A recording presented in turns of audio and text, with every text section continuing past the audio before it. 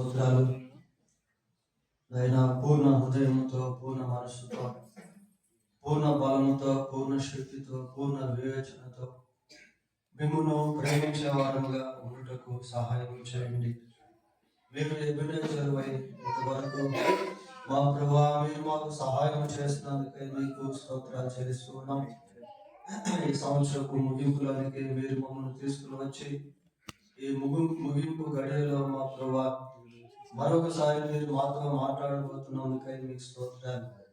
మేము వినుచున్నటువంటి వర్తమానం మా ప్రభువా మాకు దీవెనకరంగా చేయమని వేడుకుంటూ ఘనత మహిమ ప్రభావములను మీకు ఆరోపిస్తూ మా ప్రభు అయిన యేసుక్రీస్తు పరిశుద్ధమైన నామములో ప్రార్థన చేస్తున్నాము తండ్రి. ఆమేన్.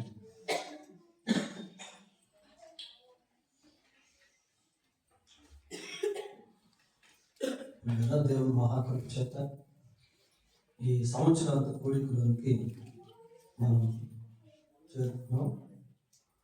ఈ 2025లో ఇంతవరకు మనం అనేక సందేశాలు ఉన్నాం. ఇది చివరి సందేశం. దీన్ని సంవత్సరాంత కూడిక అని పిలుస్తారు. అయితే కొంచెం లాజికల్గా మనం ఆలోచన చేసినప్పుడు ఇది సంవత్సరాంత కూడిక మాత్రమే కాకుండా సంవత్సర ఆరంభ కూడికగా కూడా మనం చెప్పుకోవచ్చు. ఎందుకు అంటే పాత సంవత్సరంలో నుండి నూతన సంవత్సరంలోనికి ప్రవేశించేటువంటి ఆ శ్రేష్టమైన గడియలు మనం దేవునితో గడుపుతాం. కాబట్టి మనం సంవత్సరాన్ని దేవుని సన్నిధిలో ఆరంభించి సంవత్సరాన్ని దేవుని సన్నిధిలో ముగిస్తూ మరొక నూతన సంవత్సరంలోనికి కూడా ప్రవేశించేటువంటి కృపను దేవుడు మనకు అనుగ్రహించినందుకే దేవునికి స్తోత్రాలు చెల్లిస్తూ ఉన్నాం. ఈ చివరి సందేశంలో నుండి దేవుడు మనతో ఏం మాట్లాడబోతున్నారో జాగ్రత్తగా మనం పరిశీలన చేద్దాం. మరి ఈ సంవత్సరం గురించి ఆలోచన చేసినప్పుడు we have a lot of experiences. In them some bitter experiences and some better experiences. ఈ సంవత్సరంలో మరి రకరకాల అనుభవాలు అనేటువంటివి మనం కలిగి ఉంటాం. వాటిలో కొన్ని మంచివి, మరికొన్ని చేదు అనుభవాలు లేక ప్రతికూలమైనటువంటి అనుభవాలు కూడా మన జీవితంలో మనం అనుభవించాము. ఈ సమయంలో సమూయేలు మొదటి గ్రంథం 7వ అధ్యాయము 12వ వచనాన్ని చదువుకున్నాం. అప్పుడు సమూయేలు ఒక రాయి తీసి మిస్పాకును షేరుకును మధ్యన దానిని నిలిపి ఇంతవరకు యెహోవా మనకు సహాయము చేశానని చెప్పి దానికి ఎబెనెజరు అనే పేరు పెట్టెను. ఎబెనెజరు అనే పేరుకి అర్థం ఏంటి అంటే ఇంతవరకు మనకు సహాయము చేశాను. ఇంతవరకు మనకు సహాయము చేశాను. ఇంతవరకు అంటే మనం కొన్నిసార్లు ఏమనుకుంటాం, ఇది సంవత్సరాల కూడిక కనుక సంవత్సర ప్రారంభం నుండి ఈ క్షణం వరకు అని సహజంగా మనం అనుకుంటాం. కానీ వాస్తవానికి దీన్ని కొంచెం లోతుగా మనం జ్ఞాపకం చేసుకున్నప్పుడు ఈరోజు మనం సజీవంగా ఉన్నాము. కారణం ఏంటి అంటే మన తల్లి గర్భంలో పడినది మొదలుకొని ఈ క్షణము వరకు మనం సజీవంగా ఉండుటలో from the beginning to the now, అప్పటి నుండి ఇప్పటి వరకు కూడా దేవుడు మనకు సహాయం చేశాడు. ఇదేదో సంవత్సరం ప్రారంభం నుండి ఈ సంవత్సరం ముగింపు ఈ క్షణం వరకు దేవుడు సహాయం చేశాడని కాదు. తల్లి గర్భములో మనం పడినది మొదలుకొని ఈ క్షణం వరకు కూడా దేవుడే మనకు సహాయం చేశాడు. అందుకే we are alive on this earth, we are still alive on this earth. అందుకే మనం ఇంకను భూమి మీద సజీవముగా ఉన్నాము, సజీవముగా ఉన్నాము. దేవుని యొక్క కృప మన జీవితంలో ఒక ప్రవాహము వలె ప్రవహించి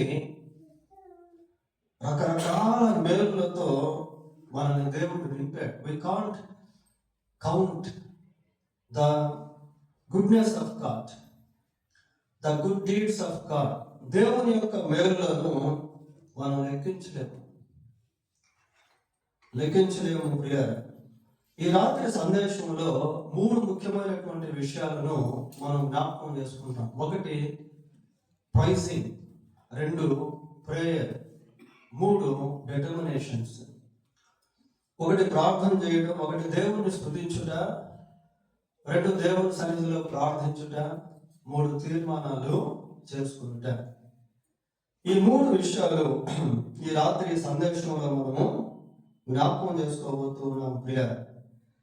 మరి దేవుడు మనల్ని తల్లి గర్భం మొదలుకొని నేటి దినం వరకు ఆయన కాపాడాడు కనుక ఆయన ఎబినేజరు అన్న సత్యాన్ని మనము జ్ఞాపకం ఉంచుకోవాలి.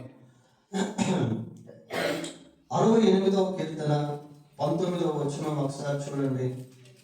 68వ కీర్తన 19వ వచనం.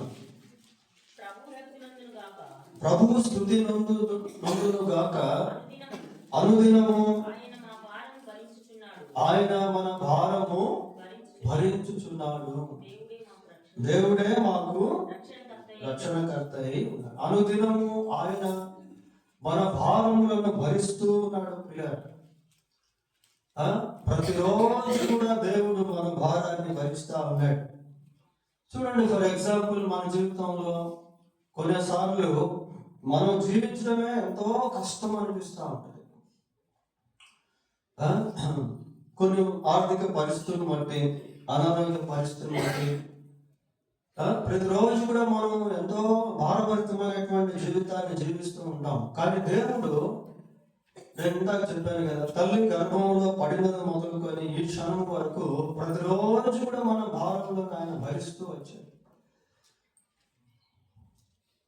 Even though we don't know about God, whether we know or not God, దేవుణ్ణి ఎరిగినా ఎరగకపోయినా, దేవుణ్ణి ఎరగనటువంటి సమయంలో, దేవుణ్ణి ఎరిగిన తర్వాత కూడా దేవుడు మన భారములను భరిస్తూ వచ్చాడు. చూడండి, ఈ లోకంలో ఎంతో మందికి దేవుడు తెలియదు. ఎంతో మంది హైందవులు ఉన్నారు, బౌద్ధులు ఉన్నారు, ముస్లిమ్స్ ఉన్నారు, జైనులు ఉన్నారు, నాస్తికులు ఉన్నారు. దేవుడిని ఎరగనటువంటి వారు, కానీ వారిని కూడా దేవుడు పోషిస్తూ ఉన్నాడు. వారి భారాన్ని కూడా దేవుడు భరిస్తూ ఉన్నాడు. ఎందుకు అంటే వారికి కూడా సృష్టికర్త ఆయనే. ఒకవేళ వారు ఆయన తెలుసుకోకపోయినా తర్వాత తెలుసుకోవచ్చు. మనలో కూడా అనేక మంది ఒకప్పుడు ప్రభువుని ఎరగనటువంటి వారు. But today we know who is God. కానీ ఈరోజు మనకు దేవుడు ఎవరు అనేది తెలుసు ప్రియులారా. సరే, దేవుడు మన జీవితంలో ఇంతవరకు సహాయకుడుగా ఉన్నాడు. ఏ విషయాల్లో దేవుడు మనకు సహాయం చేశాడు అన్న ప్రశ్న మనం వేసుకుంటే, in every part of our life God is our helper. మన జీవితంలోని ప్రతి భాగంలో కూడా దేవుడు మనకు సహాయకుడిగా ఉన్నాడు. ఫర్ ఎగ్జాంపుల్, మన భౌతిక జీవితంలో ప్రతిరోజు కూడా మనం రకరకాల అవసరతల్లో జీవిస్తూ ఉంటాం. ఈ రోజు వరకు మనం సజీవంగా ఉన్నాము అంటే దానికి దేవుడు మనకు అనుగ్రహించినటువంటి ఆ కృపలో నుండి వివిధ రకాల మన అవసరతలను దేవుడు తీరుస్తూ వచ్చాడు పిల్లలు. మనకు ఆహారం లేకపోతే మనం చనిపోతాం. So God is providing everyday our food. ప్రతిరోజు కూడా దేవుడు మనకు ఆహారాన్ని అనుగ్రహిస్తా ఉన్నాడు. అంతకుముందు దినాల్లో ఇలాంటి 31st 31వ తేదీ రాత్రి నేను ప్రతిదానికి కూడా ఒక రిఫరెన్స్ చెప్పాను. దేవుడు మనకు ఆహారం ఇస్తున్నాడు అంటే ఒక రిఫరెన్స్, దేవుడు మనకు నీళ్ళు ఇస్తున్నాడు అంటే ఒక రిఫరెన్స్. కానీ ఈరోజు అన్ని రిఫరెన్స్లు అయితే మనం చూడట్లేదు. కానీ కొన్ని మాత్రమే మనం చూస్తాం. మత్తయి సువార్త 6వ అధ్యాయం 32వ వచనం ఒకసారి చదవండి. 6వ అధ్యాయం. ఇవన్నీ మీకు కావాలని మీ పరలోకపు తండ్రికి తెలియదు.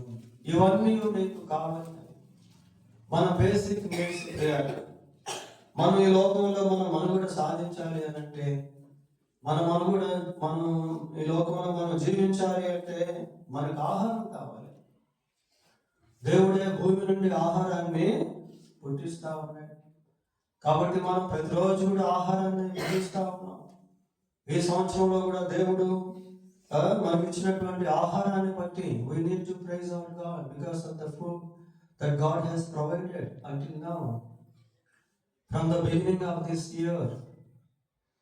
ఈ సంవత్సరం ప్రారంభం నుండి ఈ రోజు వరకు కూడా దేవుడు మనకి ఇచ్చినటువంటి ఆహారాన్ని బట్టి మనం ప్రభువుని ఎంతగానో స్తుతించవలసిన వారమై ఉన్నాం. దేవుడు మనకి ఇచ్చినటువంటి నీరుని బట్టి, దేవుడు ఆకాశం నుండి వర్షం కురిపించకపోతే మనకు నీరు అనేటువంటిది ఉండదు ప్రియులారా.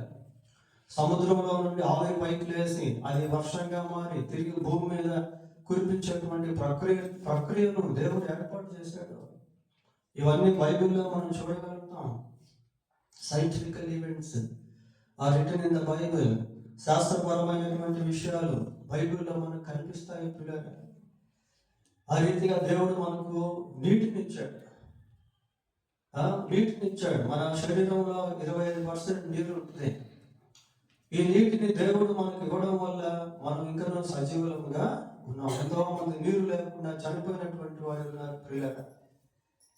So God is providing the water, enough water. తర్వాత దేవుడు మనకి ఇచ్చినటువంటి ఆక్సిజన్, గాలి. ఒక 5 minutes దేవుడు గాలిని ఆపాడు అనుకోండి, లోకంలో ఉన్నటువంటి జీవులన్నీ కూడా కన్ను మూస్తాయి. ఈ భూమికి సపరేట్గా దేవుడు ఒక అట్మాస్ఫియర్ హెవెన్ అనేటువంటిది ఏర్పాటు చేశాడు. అంటే భూ సంబంధమైనటువంటి వాతావరణం, అక్కడ మాత్రమే గాలి ఉంటుంది, స్పేస్లో గాలి ఉండదు. కాబట్టి ఆక్సిజన్ దేవుడు మనకు ప్రొవైడ్ చేస్తా ఉన్నాడు. Because of that oxygen we are grateful to God, we are thankful to God. కనుక దేవుడు మనకి ఇస్తున్నటువంటి ఆక్సిజన్ బట్టి మనం ప్రభువును స్తుతించవలసిన వారమై ఉన్నాం. ఇవన్నీ బైబిల్లో ఉన్నాయి, రిఫరెన్స్లు అయితే మనం చూడట్లేదు.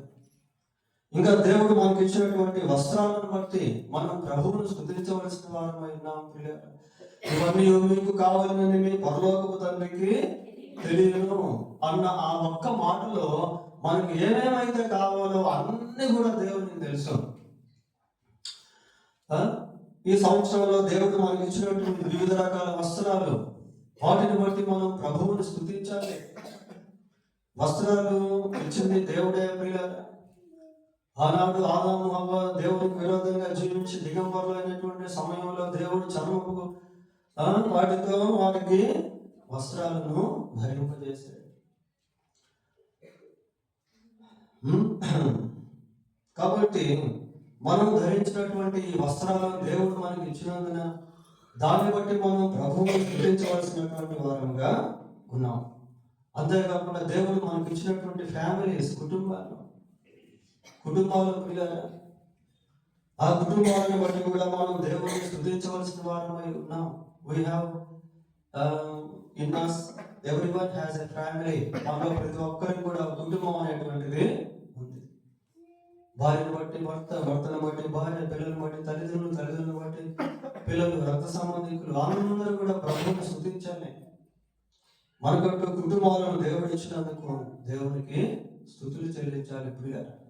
దేవుడు మనకి ఇచ్చినటువంటి శరీరం, ఈ శరీరాన్ని బట్టి దేవుడు మనం స్తుతించాలి. వాక్యంలో మనం చూస్తాం, దేవుడు మీ దేహము దేవుని వల్ల మీకు అనుగ్రహింపబడి.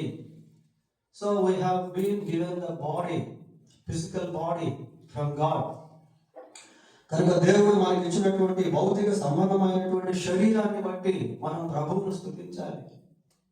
ఇక శరీరం గురించి చెప్పాలి అంటే చాలా పెద్ద మెసేజ్ అయిపోతుంది ప్రియారా. శరీరంలో ఉన్నటువంటి అవయవాలు, అవి కనిపించే అవయవాలు, కనిపించిన అవయవాలు, వాటి యొక్క పనితీరు, దేవుడు మానవుని చేసినటువంటి విధానము ఆశ్చర్యకరమైనటువంటిది అని బైబిల్లో మనం చూస్తాం. కనుక దేవుడు మనకి ఇచ్చినటువంటి శరీరాన్ని బట్టి దేవుడిని మనం స్తుతించవలసిన వారమై ఉన్నాము ప్రియ. అంతేకాకుండా దేవుడు మన జీవనోపాధి నిమిత్తమై మనకి ఇచ్చినటువంటి చదువులను బట్టి, ఉద్యోగాలను బట్టి, ప్రమోషన్స్ని బట్టి, ఆ పని చేసేదానికి ఇచ్చిన శక్తిని బట్టి, ఆరోగ్యాన్ని బట్టి దేవుని మనము స్తుతించవలసిన వారమై ఉన్నాం. ఈ సంవత్సరంలో కూడా మనలో అనేక మంది వివిధ రకాల వ్యాధులతో బాధపడి ఉండవచ్చు. అటువంటి సమయంలో దేవుడు మనల్ని వ్యాధికి అప్పగించగా, మరణానికి అప్పగించగా, మనల్ని స్వస్థపరిచినటువంటి విధానాన్ని జ్ఞాపకం చేసుకుంటూ ప్రభువును మనం స్తుతించవలసిన వారమై ఉన్నాం. ఇంకా మనం ఈ సంవత్సరంలో ఎన్నో ప్రయాణాలు చేస్తాం. ప్రయాణాల్లో దేవుడు ఇచ్చినటువంటి కాపుదలను బట్టి ఈ క్షణం వరకు మనం బ్రతుకున్నాము ప్రియ. ఎబెనేజర్ అనే పేరుకి అర్థం ఏంటి? ఇంతవరకు మనకు సహాయము చేశాను. ఎంతో మంది యాక్సిడెంట్స్ లో చనిపోయారు ప్రియ. బైబిల్లో మనం చదువుతాం కదా, 121వ కీర్తన 121వ కీర్తనలో ఏమనుంది? నీ రాకపోకలకు యెహోవా నిన్ను కాపాడును, ఆయన నీ ప్రాణమును కాపాడు. కాబట్టి దేవుడు మన ప్రాణాన్ని కాపాడాడు ప్రియ. ఎన్నోసార్లు మనం ప్రయాణాలు చేసినటువంటి సమయంలో ఒకవేళ మనం డ్రైవింగ్ బాగానే చేస్తూ ఉండొచ్చు, కానీ మన వెనక, మన ప్రక్కన, మన ముందు మనం ప్రయాణం చేస్తున్నటువంటి వాహనాల్లో చూడండి, ఈ సంవత్సరం ఎన్నో బస్సులు కాలిపోయినాయి. Train accidents, flight accidents, bus accidents, car accidents, bike accidents. ఎంతో మంది కన్ను మూసారు ప్రియ. అయితే దేవుడు తన మహాకృప చేత మన ప్రయాణాల్లో కాపుదల నుంచి మనల్ని ఇంతవరకు సజీవుడిగా ఉంచాడు. ఇంతవరకు ఆయన సహాయము చేసాను. ఇంకా ఇలా మనం చెప్పుకుంటూ పోతూ ఉంటే ప్రతి విషయంలో కూడా దేవుని కృప చూపించాడు. ఇప్పుడు కొంచెం ఫిజికల్ నుంచి స్పిరిచువల్కి వస్తే, కొంచెం ఆత్మ సంబంధమైనటువంటి విషయాలకు వస్తే, ఇంకా మనం అనేక విషయాల్లో దేవుని స్తుతించవలసిన వారమై ఉన్నాం. Because of the salvation that he bestowed us. మనకు దేవుడు అనుగ్రహించినటువంటి రక్షణను బట్టి మనం ప్రభువును స్తుతించాలి. రక్షణ మాత్రము చేత పట్టుకొని అని బైబిల్లో మనం చదువుతాం ప్రియ. ఆయన ఇచ్చినటువంటి రక్షణను బట్టి, మన ఆత్మకు ఆయన ఇచ్చినటువంటి రక్షణను బట్టి మనం ప్రభువును స్తుతించాలి. మనకి ఇచ్చినటువంటి పాప క్షమాపణను బట్టి ప్రభువును మనం స్తుతించాలి. దేవుడు మనకి ఇచ్చినటువంటి ఒక సహవాసము, సంఘ సహవాసాన్ని బట్టి ప్రభువును మనం స్తుతించాలి ప్రియ. సంఘ సహవాసంలోనికి దేవుడే ప్రజలను చేర్చాడు. So we have a God's fellowship. కనుక దేవుడు మనకి ఇచ్చినటువంటి సహవాసాన్ని బట్టి ప్రభువును మనం స్తుతించాలి. దేవుడు మనకి ఇచ్చినటువంటి ఆయన సన్నిధిని బట్టి ప్రభువును మనం స్తుతించాలి. దేవుడు మన ప్రార్థనలకు ఇచ్చినటువంటి జవాబులను బట్టి ప్రభువును మనం స్తుతించాలి. For the result of his precious word, ఆయన ఇచ్చినటువంటి ప్రశస్తమైన వాక్యాన్ని బట్టి ప్రభువును మనం స్తుతించాలి. 146వ కీర్తన 19వ వచనం ఒకసారి చదవండి. ఆయన తన వాక్యమును యాకోబునకు తెలియజేసెను. చాలు. తన వాక్యమును తెలియజేసినటువంటి దేవుడు ప్రియులారా, ఎన్ని ప్రసంగాలు ఈ సంవత్సరంలో మనం విన్నాం. ఎన్ని birthday meetings, marriage day meetings, letter day meetings, Christmas meetings, revival meetings. వాక్య సమృద్ధిని దేవుడు మనకి ఇచ్చినందుకు దాన్ని బట్టి మనం ప్రభువును స్తుతించవలసిన వారమై ఉన్నాము. ఇంకా దేవుడు మనకి ఇచ్చినటువంటి ఆశీర్వాదాలను బట్టి దేవుడిని స్తుతించవలసినటువంటి వారమై ఉన్నాము. ఒకవేళ ఏ పాపం విషయమైన దేవుడు నీకు సంవత్సరంలో జయమించుంటే దాన్ని బట్టి you are grateful to God. నీవు దేవునికి కృతజ్ఞుడవు. దేవుడు మనకు ఇచ్చినటువంటి నెమ్మదిని బట్టి దేవునికి మనం స్తుతులు చెల్లించాలి. ఆయన వాగ్దానాలను బట్టి మనం ప్రభువును స్తుతించాలి ప్రియ.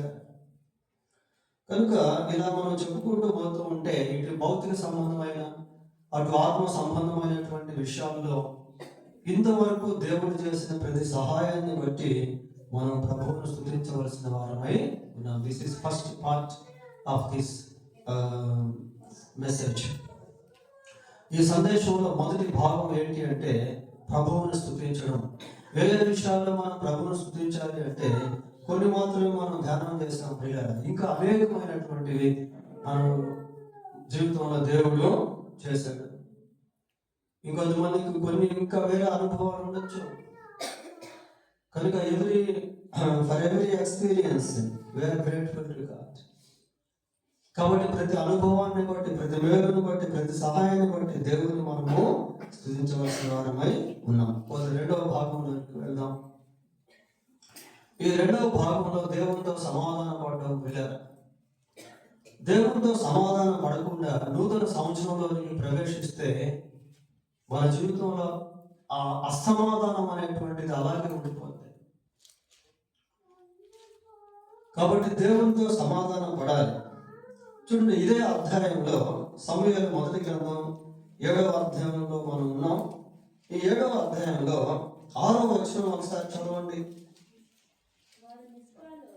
వారు మిస్పాలో కూడుకొని నీళ్లు చేది యెహోవా సన్నిధిని కుమ్మరించి ఆ దినం ఉపవాసం ఉండి యెహోవా దృష్టికి మేము పాపాత్ములమని ఒప్పుకొని. ఇక్కడ కన్ఫెషన్ అనేది మనం చూస్తా ఉన్నాం కదా. ప్రభువా నీ దృష్టిలో మేము పాపాత్ములము అని వాళ్ళు ఒప్పుకుంటా ఉన్నారు. పిల్లలు నూతన సంవత్సరంలోకి ప్రవేశించబోయే ముందు దేవునితో సమాధానం పడడం అనేటువంటిది చాలా అవసరం. ఈ సంవత్సరంలో ఎన్నో మేలులు మనం దేవుని ద్వారా అనుభవించాం. అదే సమయంలో ఎన్నోసార్లు మనం దేవుని దుఃఖపెట్టుకుంటాం. ఎన్నోసార్లు దేవుని హృదయాన్ని మనం గాయపరుచుకుంటాం. ఎన్నోసార్లు దేవుని యొక్క సెన్సిటివ్ మైండ్, సున్నితమైనటువంటి మనసును మనం బాధ పెట్టుకుంటాం.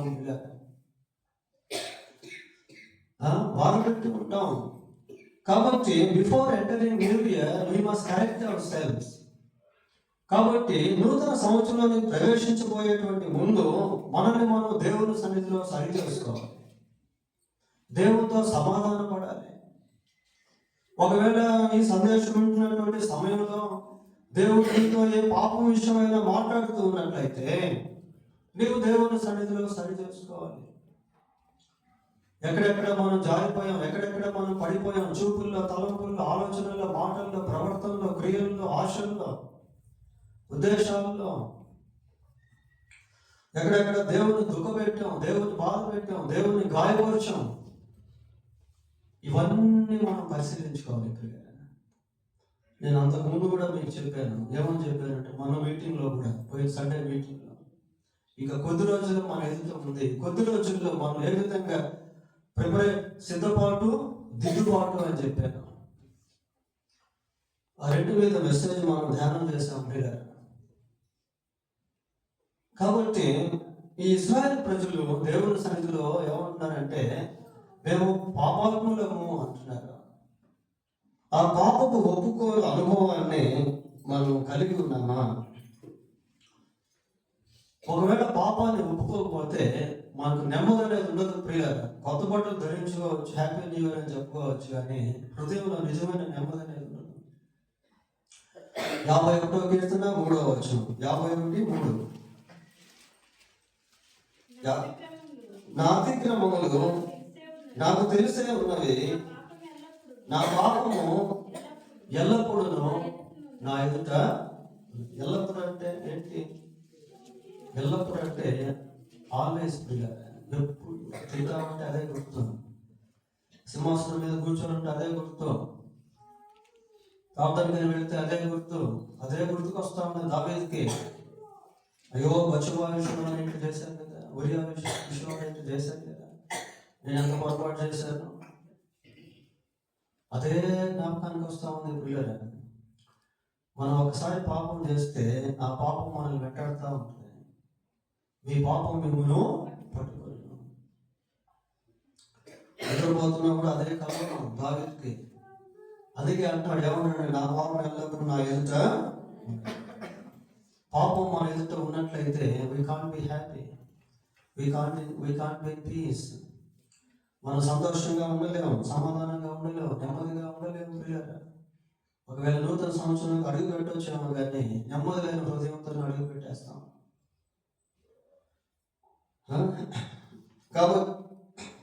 కాబట్టి పాపమును సరి చేసుకోవాలి పిల్లలు. చూడండి 25వ కీర్తన 11వ వచనం, 25వ కీర్తన 11వ వచనం, 25:11. యెహోవా నా పాపము బహు ఘోరమైనది, నీ నామమును బట్టి దానిని క్షమించు. చూసారా ప్రార్థన ఎలా ఉందో? మనం ఆ రీతిగా ప్రార్థన చేయగలమా? చదువుకున్నంతే చదువుకున్నాం ప్రియుల, కానీ అది మన ప్రార్థనేనా? యెహోవా నా పాపము బహు ఘోరమైనది అంటేనే ఘోరమైనది. మళ్ళీ ఏమంటాడు? బహు ఘోరమైనది అంటున్నాడు ప్రియుల. ఆ మెజర్మెంట్స్ మనం చూస్తూ ఉన్నాం. పాపం ఎంతో భయంకరమైనది, పాపం ఎంతో ఘోరమైనటువంటిది, పాపం కర్కశమైనటువంటిది ప్రియుల. పాపంలో పైశాచికత్వం అనేటువంటిది ఉంటుంది, ఎవరిని వదలదు. పాపము చేయు ప్రతివాడు పాపమునకు దాసుడు. యెహోవా నా పాపము బహు ఘోరమైనది, నీ నామమును బట్టి దాన్ని క్షమింపుము. ప్రియుల, ఈ అవకాశము లోకంలో ఎవరికి లేదు. ఎంతో మంది పాప క్షమాపణ పొందకుండా చనిపోతా ఉంటారు. పోయిన 31st నైట్, పోయిన సంవత్సరం 31st నైట్ ఉన్నటువంటి వాళ్ళు ఈ సంవత్సరం 31st నైట్ లేరు చాలా మంది. ఈరోజు మీ పేపర్ కానీ చూసినట్లయితే, ఈనాడు కానీ సాక్షి కానీ ఎంతో మంది మరణానికి గురైపోయారు. ఇక్కడ ఒక అవకాశాన్ని మనం చూస్తున్నాం. యెహోవా నా పాపం బహు ఘోరమైనది, నీ నామమును బట్టి దాన్ని క్షమించుము. ఇది మనం చదువుతున్నట్టుగా కాకుండా మన హృదయాంతరంలోని వచ్చేటువంటి ప్రార్థనలా ఉండాలి. అటువంటి పశ్చాత్తాపంతో కూడినటువంటి ప్రార్థన, గ్రహింపుతో కూడినటువంటి ప్రార్థన. ఒకవేళ ఆ పాపము అనేటువంటి స్థలంలో నువ్వు ఏ రకమైనటువంటి పాపం చేసావో ఆ పేరు కూడా నీవు మెన్షన్ చేసి, ఆ పేరు కూడా నీవు పెట్టి ప్రార్థన చేస్తే నీకు ఇంకా సమాధానం వస్తుంది. సింపుల్గా ప్రభువా నేను పాపిని, నన్ను క్షమించు అనడం కాదు. నువ్వు ఏ పాపం చేసావు, నువ్వు ఏ దోషం చేసావు, ఏ అతిక్రమంలో జీవించావు, ఏ శరీర సంబంధమైనటువంటి పాపంలో పడిపోయావు, దాన్ని దేవుని సన్నిధిలో జ్ఞాపకం చేసుకొని ఉన్నది ఉన్నట్టుగా ప్రియులారా, ఉన్నది ఉన్నట్టుగా ఒప్పుకుంటే నీకు క్షమాపణ. సామెతల గ్రంథం 28వ అధ్యాయం 11వ వచనం, 28:13. అతిక్రమములను దాచిపెట్టువాడు వర్ధిల్లడట ప్రియులారా. అతిక్రమం దాచేస్తే వర్ధిల్లవు. ఈ అతిక్రమములు అనేటువంటివి it works in different dimensions, వివిధ రకాల కోణంలో పనిచేస్తాం. దావీదు దేవునికి విరోధంగా జీవించినప్పుడు కుటుంబంలో భయంకరమైనటువంటి పోరాటాలు కొన్ని సంవత్సరాల పాటు పోయారు. అతిక్రమం దాచిపెట్టేవాడు వర్ధిల్లుడు, వాటిని ఒప్పుకొని విడిచిపెట్టేవాడు కనికరము. ఎంత మంచి వాక్యాలు ఇవి! ఊరట కలిగించేటువంటి వాక్యాలు, ధైర్యాన్ని పుట్టించేటువంటి వాక్యాలు,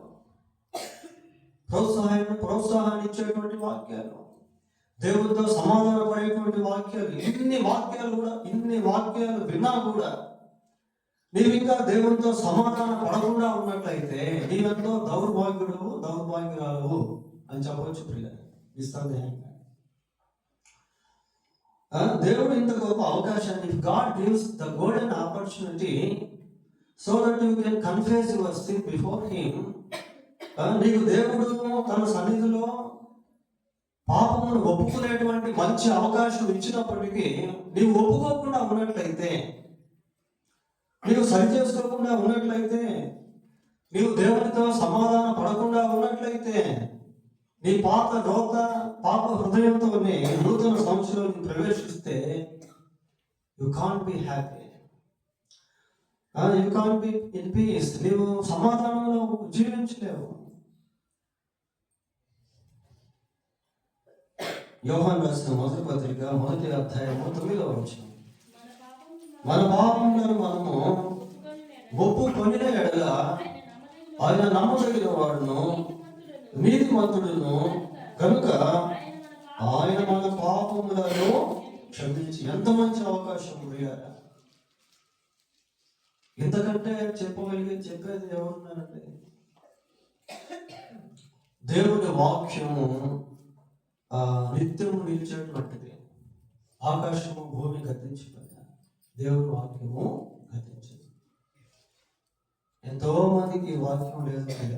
ఈరోజు చూడండి, కరెక్ట్గా ఈ టైంలో చాలా మంది తాగి తిరుగుతూ ఉంటారు, సినిమాల్లో ఉంటారు, వ్యభిచార గృహాల్లో ఉంటారు, నిధులు వినోదాలు చేసుకుంటూ ఉంటారు. But we have a beautiful opportunity to spend our time in God's presence. We have an opportunity to correct ourselves, correct our hearts, correct our minds, correct our corrupted minds. చెడిపోయినటువంటి హృదయాన్ని బాగు చేసుకునేటువంటి, సరి చేసుకునేటువంటి అవకాశాన్ని దేవుడు మనకి ఇచ్చాడు. రాత్రి మన పాపములను మనం ఒప్పుకోలేక ఆయన నమ్మదగిన వాడు నీతిమంతుడు కనుక ఆయన మన పాపములను క్షమించి, దేవుడు క్షమించేస్తాడు. దేవుడు క్షమిస్తాడు ప్రియులారా. దేవుడు క్షమించేందుకు సిద్ధ మనసు కలిగినటువంటి వాడు. God is always ready to forgive us.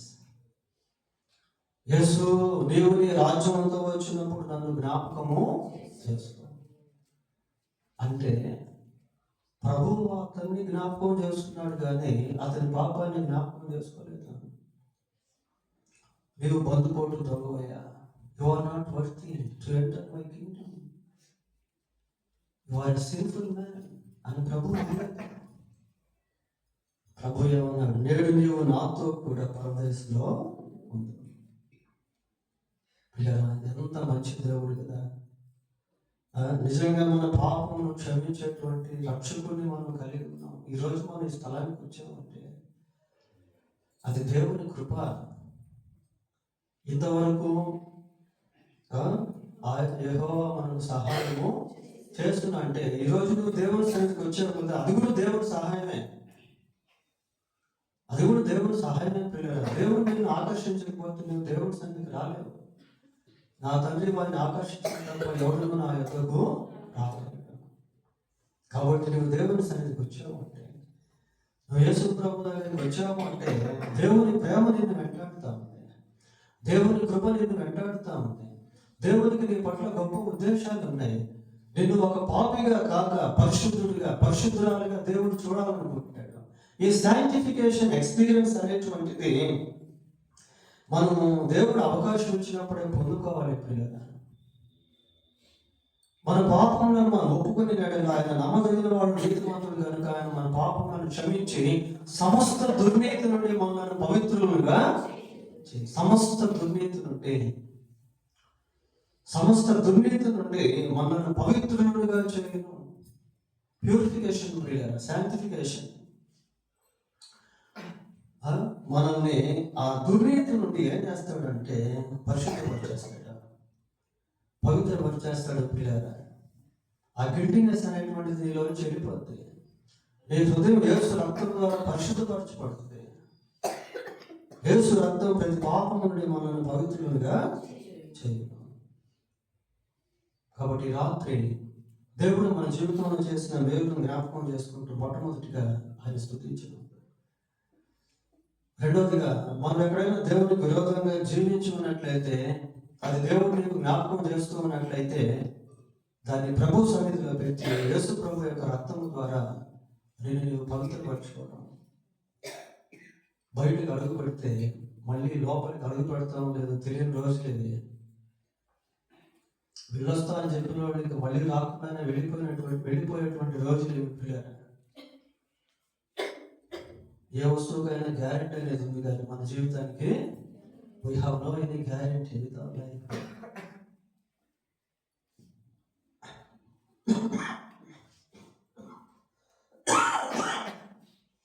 కాబట్టి రెండవదిగా ప్రభు సన్నిధిలో మన హృదయాన్ని సరి చేసుకోవాలి. ఇశ్రాయేలు ప్రజలు అదే చేశారు. మూడవదిగా అదే 7వ అధ్యాయము 3-4 వచనాలు చూడండి.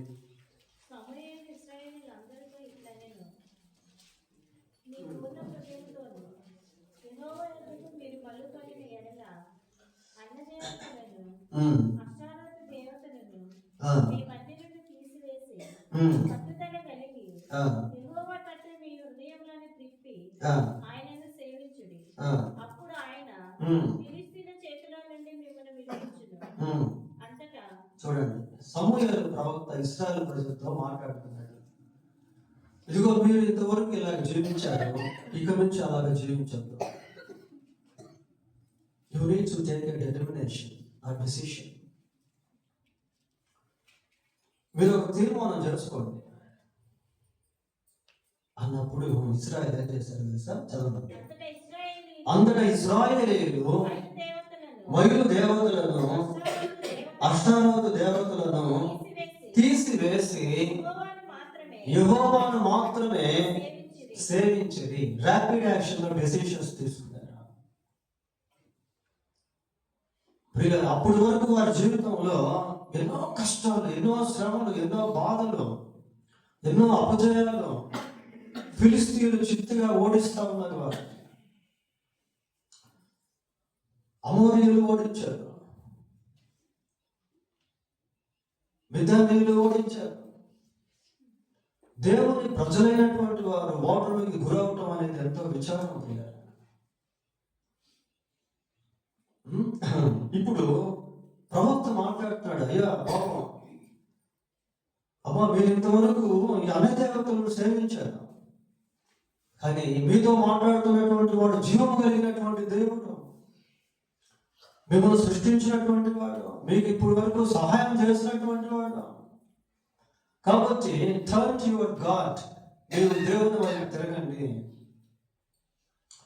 అని సమూయేలు ప్రవక్త మాట్లాడితే ఇశ్రాయేలు ప్రజలు ఉన్న పాటున దేవుని వైపు తిరిగారు.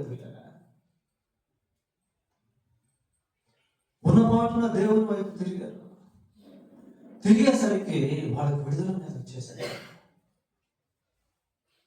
దేవుడు నీతో మాట్లాడినప్పుడు నీవు దేవుని వైపు తిరగండి.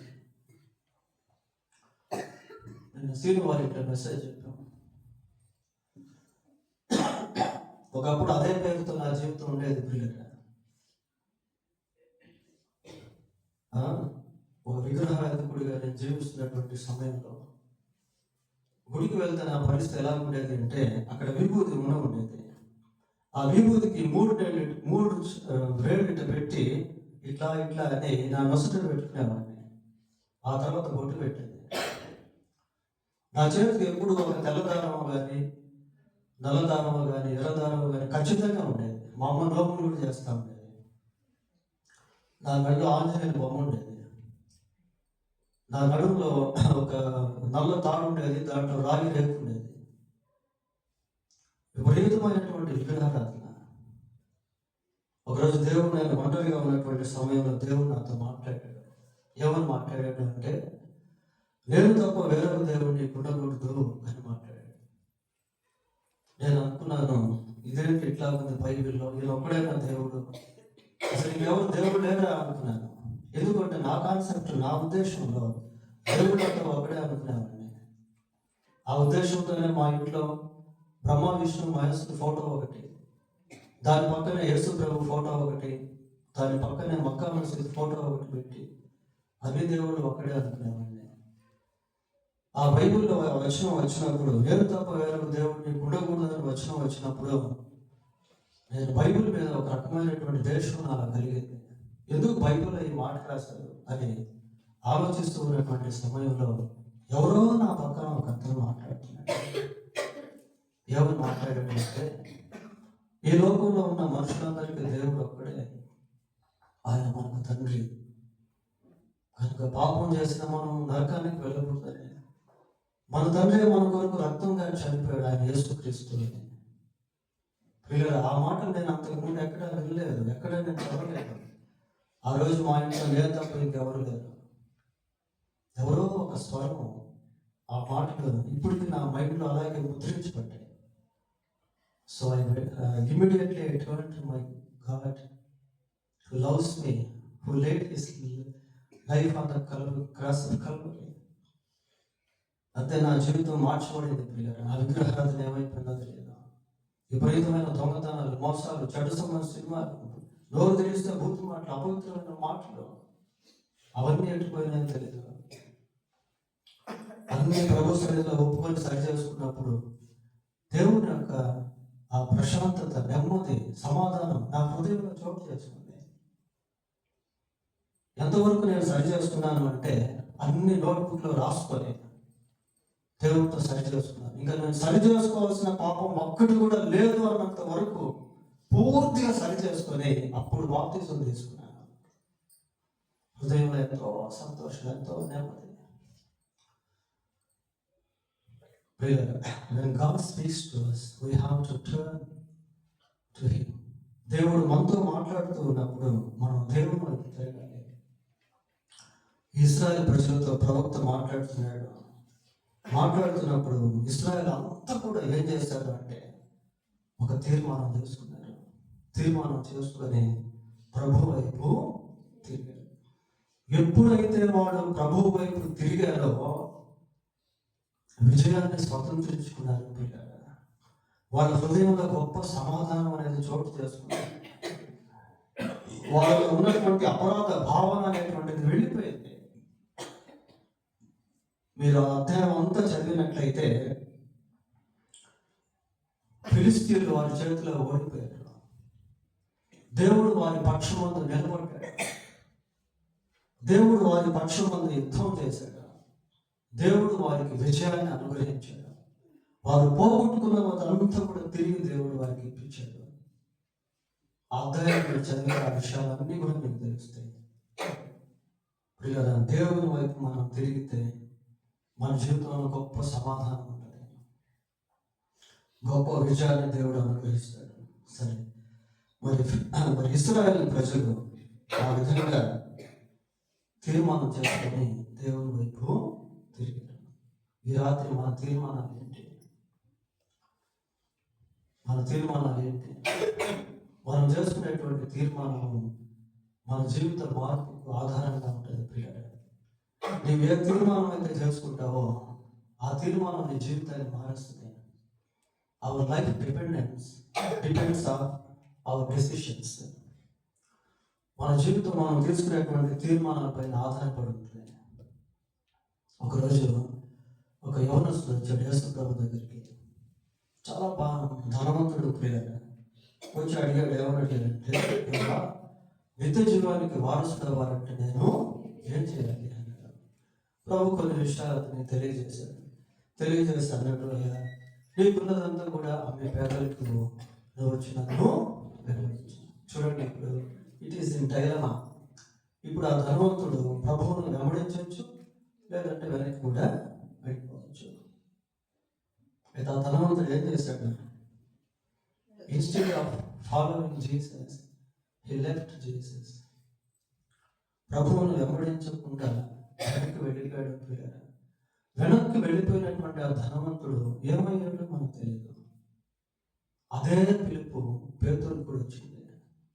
అదే పిలుపు యోహాను కూడా వచ్చింది. మీరు నన్ను వెంబడించండి, నేను మిమ్మల్ని మనుషులను బట్టి జాగ్రత్తగా చేస్తాను అన్నాడు. వాళ్ళు అన్నీ వదిలి ప్రభువును వెంబడించినప్పుడు వాళ్ళ జీవితాలు ఎలాంటివి అనేది బైబిల్లో చెప్పబడింది. వాళ్ళు ఎంత గొప్ప ఆశీర్వాదకరంగా మారారు అనేది బైబిల్లో మనకు చెప్పబడింది. పిల్లలు, ఒకే ఒక తీర్మానం జీవితాన్ని మార్చేసింది. They want to leave everything and follow. They want to leave everything and decided to follow Jesus.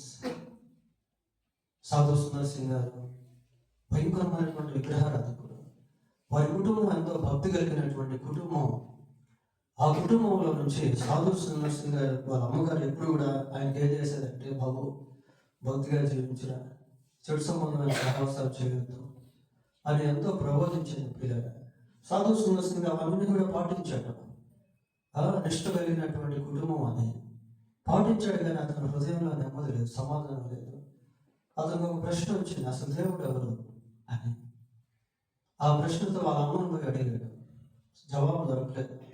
ఇంకా ఎంతో మంది దగ్గరికి వెళ్ళి అడిగాడు, జవాబు దొరకలేదు. చివరికి అనుకున్నాడు, ఇదిగో దేవుడు ఎవరు నాకు తెలుసుకోకపోతే నేను చనిపోతాను అని ఒక ట్రైన్ దగ్గరికి ఒక ట్రైన్ ట్రాక్ దగ్గరికి వెళ్ళిపోయాడు. వెళ్ళిపోయాడు. కొద్దిసేపు ట్రైన్ వచ్చేస్తుంది. ఆ ట్రైన్ ట్రాక్ మీద పడుకున్నాడు. పడుకొని, దేవా నువ్వెవరైనా ఉంటే నాతో మాట్లాడు అన్నాడు. ఇంకా కొద్దిసేపు ట్రైన్ వస్తుంది పిల్లలు. ఆ ట్రైన్ వచ్చేటువంటి సమయానికి ఆయన యేసు ప్రభు దర్శించాడు. ఒక వెలుగు, ఒక సిలువ. ఆ సిలువ మీద నేను యేసు ప్రభు అతనితో మాట్లాడాడు. వెంటనే యేసు ప్రభు నమ్ముకున్నాడు. అనేక ప్రాంతాలకు వెళ్ళి సువార్త ప్రకటించాడు. హిమాలయాలకు వెళ్ళి సువార్త ప్రకటించాడు. ఆయన తీసుకున్నటువంటి డెసిషన్ ఆయన జీవితాన్ని మార్చేసింది. అప్పుడే పాట రాశాడు, I have decided to follow Jesus, no turning back అని రాశాడు. ప్రియులారా, ఆ తీర్మానం ఆయన జీవితాన్ని అద్భుతంగా మార్చేసింది. మనం తీసుకున్నటువంటి తీర్మానం పైన మన జీవితం ఆధారపడి ఉంటుంది. కాబట్టి నూతన సంవత్సరాలకు ప్రవేశించబోయే ముందు ప్రభు కోసం ఏదైనా తీర్మానం చేసుకోవడం, అది మన జీవితానికి ఎంతో ఆశీర్వాదకరం. ప్రియులారా, కొన్ని మోటివేషన్ వాక్యాలు చెప్పి మనం సందేశాన్ని ముగించుకున్నాం. 39వ కీర్తన మొదటి వచనం. 39వ కీర్తన మొదటి వచనం, నా నాలుకతో పాపము చేయకుండానట్లు నా మార్గములను జాగ్రత్తగా చూచుకొందును.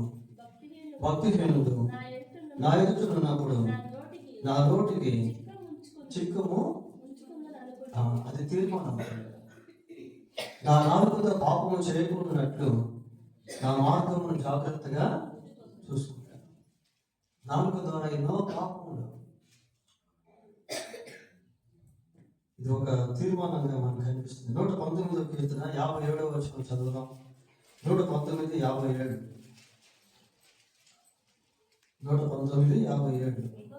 యెహోవా నీవే నా భాగము, నీ వాక్యమును అనుసరించి నడుచుకొందునని నేను నిశ్చయించుకొని ఉన్నాను. నేను నిశ్చయించుకున్నాను అంటున్నాడు. ఒక తీర్మానం.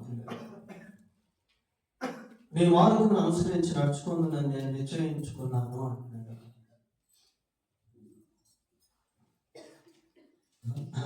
ఇంకా కొన్ని రాబో సంవత్సరానికి సంబంధించినటువంటి మోటివేషన్స్ మనం చూద్దాం. 18వ కీర్తన 29వ వచనం. 18వ కీర్తన 29వ వచనం, నీ సహాయము వలన నేను సైన్యమును జయింతును, నా దేవుని సహాయము వలన ప్రాకారములను దాటును. రాబో సంవత్సరంలో ఎటువంటి ప్రాకారాలు మన ఎదుట ఉండబోతున్నాయో మనకు తెలియదు. ఎటువంటి సవాళ్ళు మన ఎదుట ఉండబోతున్నాయో మనకు తెలియదు. కానీ ఈ వచనం మనకి ఒక ఊరట కలిగించేటువంటి వచనం. It is like a boosting verse. నా దేవుని సహాయం వలన నేను ప్రాకారములను దాటుతున్నాను. I will cross the boundaries with assistance of my God. నా దేవుని సహాయం వలన నేను ప్రాకారములను దాటుతున్నాను. పిల్లలు, నా జీవితంలో ఈ వచనాన్ని నేను బేస్ చేసుకొని ఎన్నో అసాధ్యమైనటువంటి వాటిని చేసేదానికి దేవుడు కృప చూపించాడు. శక్తికి అతీతంగా ఉన్నటువంటి వాటిని విషయంలో దేవుడు ఎంతో కృప చూపించాడు. నేను అనుభవించి మాటల మీద చెప్తున్నాను. దేవుడి వాక్యం ఎలాంటిది అంటే దాన్ని మనం చదువుకునేదానికి వినేదానికి కాదు, అది అనుభవించేదానికి. 16:3 సామెతలు ఒక మాట ఒకసారి చదవండి. సామెతలు 16:3, 16వ అధ్యాయము 3. నీ పనుల భారము యెహోవా మీద ఉంచుము, అప్పుడు నీ ఉద్దేశములు సఫలమవుతున్నాము. ప్రాక్టికల్గా మనం వీటిని చేసినట్లయితే ఖచ్చితంగా వీటిని దేవుడు మనకు దీవెనకరంగా చేస్తాడు. నీ పనుల భారం యెహోవా మీద ఉంచుము, అప్పుడు నీ ఉద్దేశములు సఫలమగును. అన్ని భారాలు దేవుని మీద పెట్టాలి. ఇందాక మనం చదివాం కదా, ఆయన అనుదినం మన భారమును భరించుచున్నాడు. భారములన్నీ కూడా దేవుని మీద పెట్టడం పిల్లలు, పనుల భారం. God will help us. చివరిగా 57వ కీర్తన 2వ వచనం. 57 మహోన్నతుడైన దేవునికి, నా ప్రాణము సఫలము చేయు దేవునికి నేను మొరపెట్టుచున్నాను. చాలు. మహోన్నతుడైన దేవునికి నా కార్యము సఫలము చేయు దేవునికి. పిల్లల మన కార్యములను సఫలం చేసేటువంటి వాడు. ఒకవేళ ఈ సంవత్సరంలో మనం ఏ కార్యమైనా తలపెట్టి చేయలేకపోయామేమో, ఇంకా జరగలేదేమో, but you have a hope because of your God. అయితే నీకు ఒక నిరీక్షణ అనేది ఉంది దేవునికి. మహోన్నతుడైన దేవునికి మొరపెట్టుచున్నాను, నా కార్యము సఫలము చేయ దేవునికి నేను మొరపెట్టుచున్నాను. నీవు మొరపెట్టుట అనేటువంటిది అది కంటిన్యూయేషన్ ప్రాసెస్. అది దేవుడి కార్యాన్ని సఫలపరిచేటువంటి వాడు. ఎక్కడైతే ఓడిపోయామో అక్కడే విజయాన్ని ఇచ్చేటువంటి వాడు. దేనైతే పోగొట్టుకున్నామో దాన్ని తిరిగి దయచేసేటువంటి వాడు. ఎక్కడైతే ఓడిపోయామో అక్కడ విజయాన్ని సమకూర్చేటువంటి వాడు. మన కార్యాన్ని సఫలపరిచేటువంటి వాడు ఆయనే ప్రియులారా. కానీ మనం ఏం చేయాలంటే ఆయనకు మొరపెట్టేటువంటి వారిగా ఉండాలి. సరే, ఇంకా ముగింపు సమయంలో మనం వచ్చాం. ఇంకా దేవుని వాక్యాన్ని మనం విన్నాం ప్రియులారా.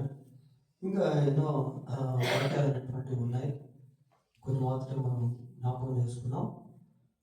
ఈ కొద్ది సమయంలో మనం దేవునితో ఇప్పుడు ధ్యానం చేసినటువంటి వర్తమానాన్ని బేస్ చేసుకొని ప్రభు సన్నిధిలో మనం కొంత సమయాన్ని గడుపుదాము. దేవుడు అన్ని విషయాల్లో మనకు సహాయకుడిగా ఉన్నాడు. ఇంతవరకు ఆయన మనకు సహాయం చేశాడు. కాబట్టి ఒకసారి అందరూ కూడా జ్ఞాపకం చేసుకొని ప్రభు యొక్క సహాయాన్ని బట్టి ప్రభువును మనం స్తుతిద్దాం ప్రియులారా. దేవుడు మనకు ఆహారాన్ని ఇచ్చాడు. తల్లి గర్భం పడినది మొదలుకొని ఈ క్షణం వరకు దేవుడు మనకు సహాయకుడు. అందుకే మనం సజీవంగా ఉన్నాం. ఒకవేళ మన జీవితంలో గతంలో దేవుడు నిరక్కపోయినప్పటికీ అప్పుడు కూడా దేవుడు మన సహాయకుడే. సరే, ప్రార్థన చేసుకుందాం. అందరూ కూడా దేవుని స్తుతిద్దాం. ప్రభా, మీరు నాకు ఇచ్చినటువంటి ఇంతవరకు మీరు చేసిన ప్రతి సహాయాన్ని బట్టి మీకు స్తోత్రాలు ప్రభా. మీరు నాకు ఇచ్చిన వస్త్రాలను బట్టి మీకు స్తోత్రాలు. మీరు నాకు ఇచ్చిన ఆహారాన్ని బట్టి మీకు స్తోత్రాలు. అందరూ కూడా ప్రభువును స్తుతించండి ప్రియులారా. వ్యక్తిగతంగా దేవుడు మీ జీవితంలో ఇంకా ఎన్ని మేలు చేశారో మనం అన్నీ చెప్పుకోలేదు. మన ప్రయాణంలో ఆయన క్షేమాన్ని ఇచ్చాడు. మన వ్యాధిగ్రస్తులుగా ఉన్నప్పుడు ఆయన స్వస్థత ఇచ్చాడు. మనకంటూ కుటుంబాలను ఇచ్చాడు. ఆ కుటుంబాల్లో నెమ్మదిని ఇచ్చాడు. భార్యను బట్టి, భర్తను బట్టి, పిల్లలను బట్టి, రక్త సంబంధికులను బట్టి ప్రభువును స్తుతిద్దాం. దేవుడు ఇచ్చిన గాలిని బట్టి ప్రభువును స్తుతిద్దాం. అన్న వస్త్రాలను బట్టి ప్రభువును స్తుతిద్దాం. ఇచ్చిన గృహాలను బట్టి ప్రభువును స్తుతిద్దాం. ఇంకా అన్ని విషయాల్లో కూడా ప్రభు చేసిన మేలు, ఆధ్యాత్మికంగా వస్తే ఆయన మనకి ఇచ్చిన ఆయన సన్నిధిని బట్టి, ఆయన వాక్యాన్ని బట్టి, సంఘ సహవాసాన్ని బట్టి, మరి ముఖ్యంగా ఇచ్చిన ఆత్మరక్షను బట్టి, పాప క్షమాపణను బట్టి, నిత్య జీవాన్ని బట్టి ప్రభువును స్తుతిద్దాం పిల్లలు. అందరూ కూడా ప్రభువును స్తుతిద్దాం. మన హృదయాలను కొద్దిసేపు దేవుని సన్నిధిలో ఆయన చేసిన మేలును జ్ఞాపకం చేసుకుంటూ ప్రభు కృతజ్ఞతలు చెల్లిద్దాం పిల్లలు. స్తోత్రం స్తోత్రం స్తోత్రం స్తోత్రం స్తోత్రం స్తోత్రం చెల్లిస్తాం. విగ్రహమైన ప్రభావం స్తోత్రం సర్వమంతా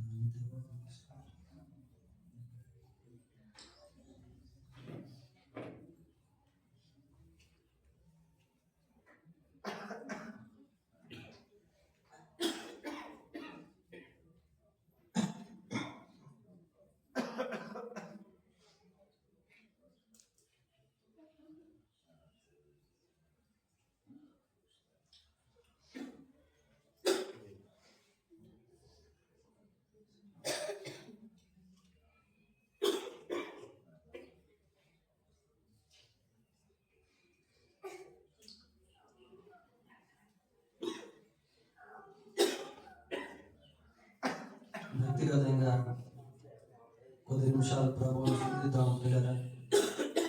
ఇక్కడ కూర్చున్న ప్రతి ఒక్కరి పట్ల దేవుడు మేలు చేశాడు. ఈ రాత్రి నీవు దేవుని సన్నిధికి వచ్చావు అంటే అది కూడా దేవుడు నీకు చేసిన సహాయమే. ఈరోజు వరకు మనం సజీవంగా ఉన్నాము అంటే ఆయన మన ప్రాణాన్ని కాపాడాడు కనుకనే సజీవంగా ఉన్నాము. ఆయన ఆదరించే దేవుడు, నీ కన్నీటిని తుడిచినటువంటి దేవుడు, మన బాధను భారమును మోసేటువంటి దేవుడు, సమస్యల సమయంలో బలమేసినటువంటి వాడు, కృంగిన సమయంలో లేవనెత్తినటువంటి వాడు, నీకంటూ ఒక నిత్య జీవపు నిరీక్షణను అనుగ్రహించినటువంటి వాడు.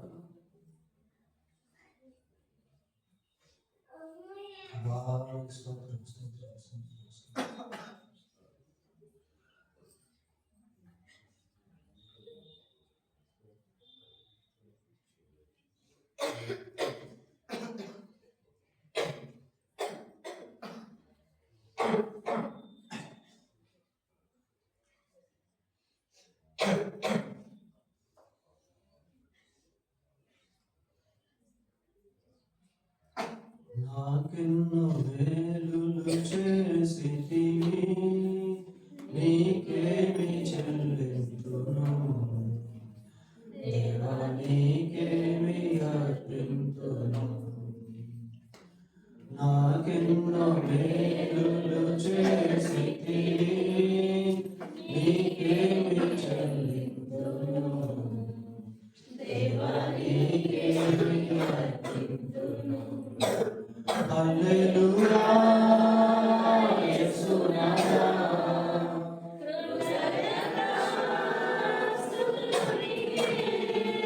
హల్లెలూయా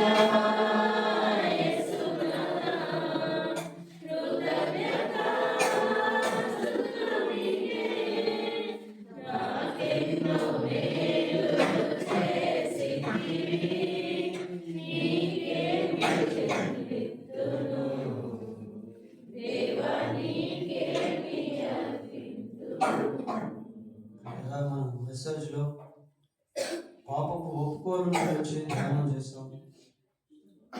దేవునితో సమాధానం పడే సమయం ఇది. ఒకవేళ నీ హృదయం లేక మనస్సాక్షి నీ మీద ఎక్కడైనా నేరారోపణ చేస్తూ ఇందాక వాక్యం వింటున్నటువంటి సమయంలో ఏదైనా అపరాధ భావన నీవు కలిగి ఉంటే ఈ రాత్రే దేవుని సన్నిధిలో సరి చేసుకో. దేవుడు నీతో మాట్లాడాడు. దేవుడు నీకు వాగ్దానం ఇచ్చాడు. మన పాపములను మనం ఒప్పుకుంటే ఆయన క్షమిస్తాడు. ఈ వాక్యము అక్షరాల వాస్తవం కనుక ఒప్పుకుందాం. దేవుడు నీతో ఎక్కడైతే మాట్లాడుతున్నాడో ఆ గిల్టీనెస్ ఎక్కడైతే ఉందో దాన్ని సరి చేసుకో. ప్రభువు నిన్ను క్షమిస్తే తప్ప నీవు ఎన్నటన్నిటికీ క్షమించబడలేవు ప్రియ.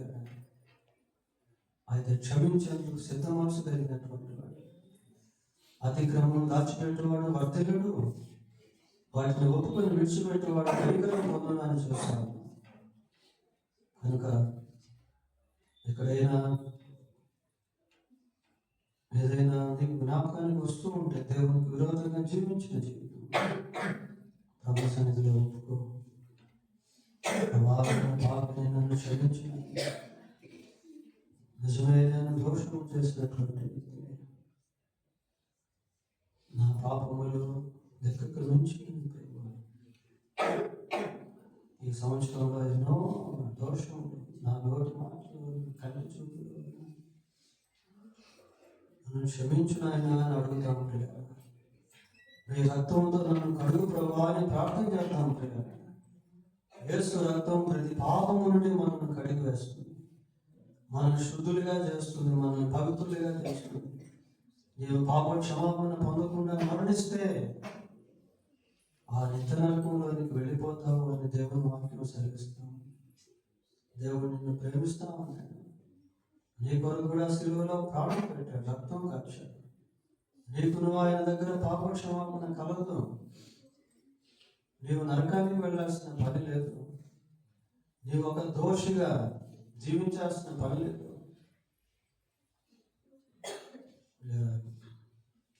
మన హృదయాన్ని సరి చేసుకుందాం. పాపము దేవునితో ఒప్పుకున్నాం. దేవా, పాపినైన నన్ను కరుణించు అని ఆశంకరి పశ్చాత్తాప హృదయంతో ప్రార్థిస్తే వెంటనే దేవుడు నీతిమంతుడిగా తీర్చాడు. యేసు, నీవు నీ రాజ్యంతో వచ్చినప్పుడు నన్ను జ్ఞాపకం చేసుకోవాలి. ఆ వదిపోటు దొంగ ఎన్ని నేరాలు చేశాడో ఆ కఠినమైనటువంటి శిలువ మరణాన్ని అనుభవిస్తున్న సమయంలో తన హృదయాన్ని సరిచేసుకున్నాడు. పిల్లలు వెంటనే ప్రభు అన్నాడు, నీవు నాతో కూడా పరదేశంలో. God doesn't postpone to forgive you. దేవుడు నిన్ను క్షమించే విషయంలో వాయిదా వేసేవాడు కాదు పిల్లలు. ఈ క్షణంలోనే దేవుడు నిన్ను క్షమించగలడు. నీరాత ప్రభావము నారోత హృదయము నీరాత ప్రభావము నారోత హృదయము పవిత్రపరచుము తండ్రి ప్రతి పాపమును కడిగి పవిత్రపరచుము తండ్రి ప్రతి పాపమును కడిగి ప్రియ యేసుని చితివి ప్రియమాన హృదయం ముదమార శ్రీచునా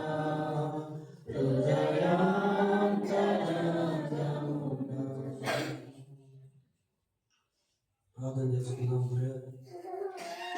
తీసుకునే తీర్మానం పైన జీవితం ఆధారపడి ఉంటుంది. ఇశ్రాయేలు ప్రవక్త మాట విన్నప్పుడు వారు ప్రభు వైపు తిరిగి వారు ఒక తీర్మానానికి వచ్చారు. ఆ దేవతలను విడిచిపెట్టి నిజదేవుని వెంబడించారు. వారి హృదయంలో సమాధానం, శత్రువులపై విజయం, వారు కోరుకున్నటువంటి దాన్ని దేవుడు తిరిగి ఇచ్చాడు. మనం తీసుకునే తీర్మానంపై మన జీవితం ఆధారపడుతుంది. శిష్యులు తీసుకున్న తీర్మానాలు వారి జీవితాలను సంపూర్తిగా మార్చివేశాయి. దేవుడు వారిని ఆశీర్వదించాడు. వారు అనేకులకు ఆశీర్వాదకరంగా మారారు.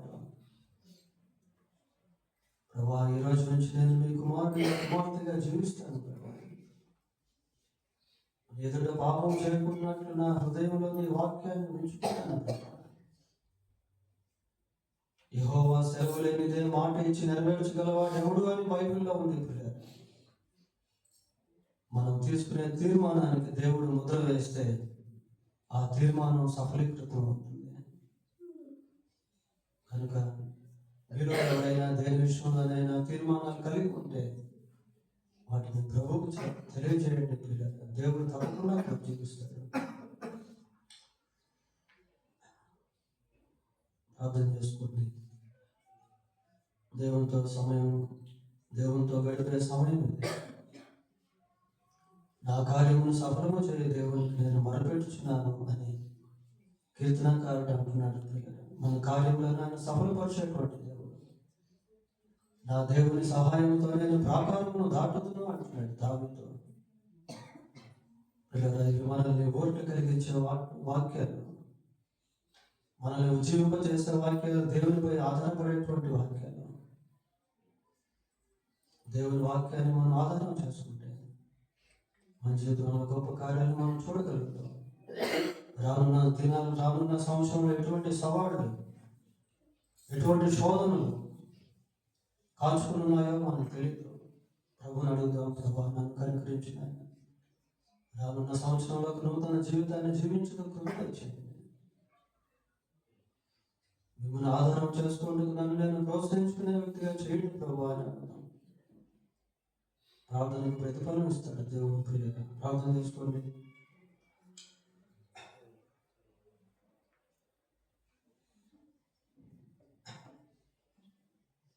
ప్రార్థన చేసుకుందాం, ప్రభువును స్తుతిద్దాం. పరిశుద్ధుడైన దేవా, మీకు వందనాలు స్తోత్రాలు చెల్లిస్తున్నాం. సర్వశక్తిమంతుడైన ప్రభువా, మీకు కృతజ్ఞతాస్తుతులు చెల్లిస్తున్నాం. ప్రభువా, నీతిగల న్యాయాధిపతుడైన దేవా, మీకు స్తోత్రాలు. ఆయన కాలంలో సమయంలోనూ మీ స్వాధీనమందు ఉంచుకొని మీ చిత్తానుసారంగా వాటిని చూస్తూ వస్తున్నందుకై మీకు స్తోత్రాలు చెల్లిస్తున్నాం.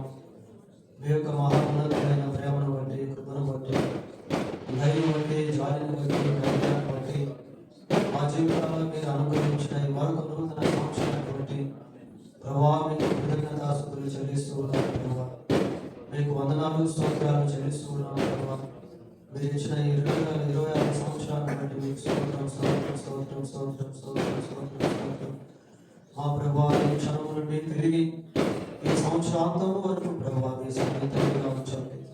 మీ కాపుదల దయచేయండి. మా కుటుంబాలను మీ కృపహస్తాలకు అప్పగిస్తూ మా ప్రభువా మీరు సహాయం చేయండి. మేము ఆర్థికంగా, భౌతికంగా, ఆరోగ్యపరంగా, కుటుంబపరంగా, ఆర్థిక పరంగా, ప్రయాణాల్లో, క్షేమకరమైన విషయాల్లో ఎక్కడెక్కడ మీ సహాయం కావలసిన వారమై ఉన్నామో వాటిని మీ కృపలో దయతో తీర్చండి. ఈ నూతన సంవత్సరంలో మా జీవితంలో నూతన కార్యాలను దయతో జరిగించమని ప్రార్థిస్తూ ఉన్నాం. మా ప్రభువా, మీకు వందనాలు స్తోత్రాలు. ఇదిగో నేను సమస్తము నూతనమైనవిగా చేయించున్నానని మీరు సెలవిచ్చినటువంటి మా ప్రభువా, మీకు వందనాలు స్తోత్రాలు చెల్లిస్తూ ఉన్నాం. ప్రభువా, ఆయన గత సంవత్సరంలో మీరు చేసిన ప్రతి వేలును బట్టి మీకు స్తోత్రాలు. ఈ నూతన సంవత్సరంలో కూడా ప్రభువా మీ సన్నిధి తోడుగా ఉంచండి. మీ కృపగల హస్తానికి మమ్మల్ని ఈ సంవత్సరాన్ని మా స్థితిగతులు అన్నింటినీ కూడా అప్పగించుకుంటాం. ఘనత, మహిమ, ప్రభావములను మీకే ఆరోపిస్తుంది. మా ప్రభువును, మా రక్షకుడును అయిన యేసుక్రీస్తు మహిమగల నామములో ప్రార్థన చేస్తున్నాము తండ్రి. ఆమేన్. దేవుని స్తోత్రం. ఒకసారి చెప్పలు కొడతాం. దేవుడు మనల్ని ప్రేమించి మన జీవితంలో మనకు నూతన సంవత్సరాన్ని దేవుడు పరిగణించినందుకే దేవుని స్తోత్రాలు. కొత్త ఏడు మొదలు పెట్టారు అనేటువంటి పాట పాడతాం. ఈ పాట పాడేటువంటి సమయంలో క్యాండిల్స్ ఇస్తారు.